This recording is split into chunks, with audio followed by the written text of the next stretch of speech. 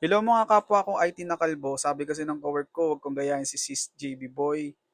Nakakahawa kasi yung delivery ng speech niya. So for today's video, maglilipat pala ako ng network printer ng pwesto. So dapat nung isang araw pa ito. Kaso ngayon lang nagka-time.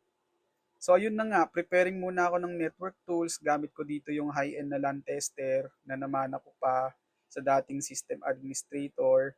Kaso hindi gumana yung LAN tester, hindi umilaw. So ngayon, hanapin ko siya gamit ng tone tracer para yung salpak mo yung pinaka ano niya, receiver, tapos dun sa may transceiver niya para ma-detect kung ano yung kung tutunog. Kapag tumunog, yun na yung port na buhay.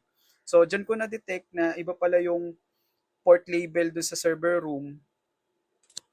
Na-detect ko siya gamit ng tone tracer. Tapos sinalpakan ko rin ng LAN tester kung buhay or kumpleto yung linya niya from 1 to 8. So after nyan, yung port, kasi doon yung patch port doon sa cubicle is naputol yung clip, nilagyan ko ng epoxy para maging matibay. After nyan, nilipat ko yung printer. Siyempre, bubuhatin, charis lang. So yun, nilipat ko na and then, ano na ako, CMD, nag-ping test na ako. Binabad ko ng ping test. After niya, syempre check ko pa rin yung port kahit buhay na, no? Pero yun, buhay naman na siya.